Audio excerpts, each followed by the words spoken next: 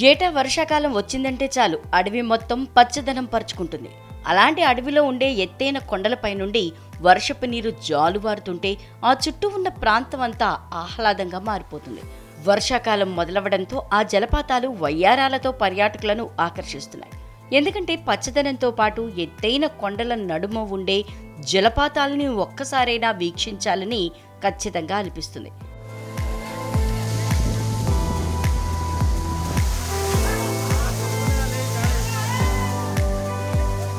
పెద్దపల్లి జిల్లాలో దట్టమైన అడవిలో ప్రకృతి అందాలు కనువిందు చేస్తున్నాయి. దీనికి నిదర్శనం ఈ జలదృశ్యం. శ్రావణ మాసంలో జలపాతం దగ్గర సందడి చేస్తూ ఎంజాయ్ చేస్తున్నారు పర్యాటకులు. కాల్వ శ్రీరాంపూర్ మండలం జాఫర్ ఖాన్ పేట గ్రామ సమీపంలోని పాండవలంక జలపాతం దగ్గరకు పర్యాటకులు క్యూ కట్టారు.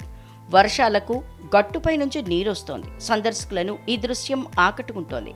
వీకెండ్లో పర్యాటకులు పెద్ద ఎత్తున తరలివచ్చారు.